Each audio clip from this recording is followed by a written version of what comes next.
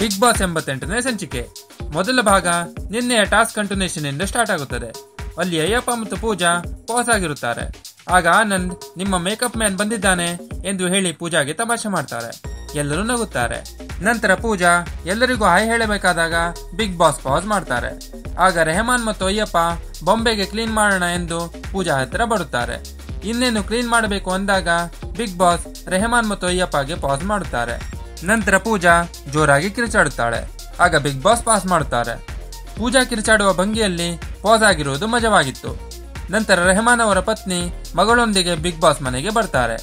ಆ ಸಮಯದಲ್ಲಿ ಎಲ್ಲರೂ ಪಾಸ್ ಆಗಿರುತ್ತಾರೆ. ನಂತರ ಇನ್ನೇನು ಮನೆಯಿಂದ ಹೊರಡಬೇಕು ಎಂದಾಗ ಬಿಗ್ ಬಾಸ್ ರೆಹಮಾನ್ಗೆ ರಿಲೀಸ್ ಮಾಡ್ತಾರೆ. ಆಗ ಅವರು ಓಡಿ ಬಂದು ಅವರ ಪತ್ನಿಯನ್ನು ಮೀಟ್ ಮಾಡ್ತಾರೆ. ನಂತರ ಅಯ್ಯಪ್ಪ ನಿಮ್ಮದು ಲವ್ ಮ್ಯಾರೇಜಾ ಎಂದು ರೆಹಮಾನ್ಗೆ ಕೇಳ್ತಾರೆ. ಅದಕ್ಕೆ ರೆಹಮಾನ್ ತಮ್ಮ ಲವ್ ಸ್ಟೋರಿ ಬಗ್ಗೆ ಅಯ್ಯಪ್ಪಗೆ ಎಕ್ಸ್ಪ್ಲೇನ್ ಮಾಡ್ತಾರೆ. ನಂತರ ಬಿಗ್ ಬಾಸ್ ಪಾಸ್ ಮಾಡಿದರೂ ಶ್ರುತಿ ನಡೆದಾಡುತ್ತಿರುತ್ತಾರೆ. ಅದರ ಮೇಲೆ ಬಿಗ್ ಬಾಸ್ ಟಾಸ್ ಸ್ಟಾಪ್ ಆಗಿರೋದು ಕಂಡು ಶ್ರುತಿ ತಮ್ಮಿಂದ ಟಾಸ್ ಸ್ಟಾಪ್ ಆಗಿತ್ತು ಎಂದು ಬಿಗ್ ಬಾಸ್ಗೆ ಸಾರಿ ಕೇಳ್ತಾರೆ. ನಂತರ ಪೂಜಾ ಅವರ ತಾಯಿ ಬಿಗ್ ಬಾಸ್ ಮನೆಗೆ ಭೇಟಿ ಕೊಡುತ್ತಾರೆ.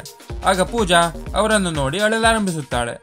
ಪೂಜಾ ತಾಯಿ ಎಲ್ಲರ ಜೊತೆ ಅಯ್ಯಪ್ಪಗೂ ಹಾಯ್ ಹೇಳ್ತಾರೆ. ಅಯ್ಯಪ್ಪ ಕೂಡ ಪೂಜಾ ಅಮ್ಮನ ಆಶೀರ್ವಾದ ಪಡೆದುಕೊಳ್ತಾರೆ. ಕೊನೆಗೆ ಶ್ರುತಿ ಟಾಸ್ ಮುಂದಿರೋದಕ್ಕೆ ಖುಷಿ ಪಡ್ತಾಳೆ ಮತ್ತು ಗಣೇಶನ ವಿಗ್ರಹಕ್ಕೆ ಕೈ ಮುಗಿಯುತ್ತಾರೆ.